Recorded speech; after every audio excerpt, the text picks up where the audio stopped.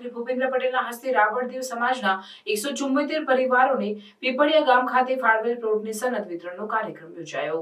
રાજકોટના paradise hall ખાતે યોજાયેલા કાર્યક્રમમાં મુખ્યમંત્રીએ જણાવ્યું હતું કે સમાજના નાના અને છેવાડાના લોકોને મુખ્ય પ્રવાહમાં લાવવા વડાપ્રધાન નરેન્દ્રભાઈ મોદીએ વિકાસની રાજનીતિ શરૂ કરી છે, જેમને કોઈ પૂછતું નહોતું। એવા સમાજોનું પૂજન કરીને વડાપ્રધાને તેમના બધા પ્રશ્નોનું સમાધાન કર્યું છે। વડાપ્રધાને છેવાડાના લોકો માટે યોજનાઓ બનાવીને તેના લાભો તેમના ઘરે બેઠા મળે તે માટે યોજનાઓને સેચ્યુરેશન સુધી લઈ જવા વિશેષ આયોજનો કર્યા છે।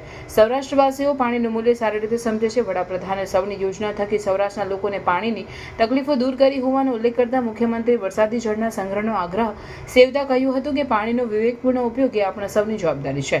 મુખ્યમંત્રીએ કહ્યું હતું કે સમાજની દરેક વ્યક્તિને વિકાસના મુખ્ય પ્રવાહમાં લાવીને વડાપ્રધાન નરેન્દ્રભાઈ મોદીના વિકસિત ભારતના સંકલ્પમાં સૌ જોડાઈએ અને વિકસિત ગુજરાત થકી વિકસિત ભારતનો સંકલ્પ સાકાર કરવા સૌ સાથે મળીને આગળ વધીએ।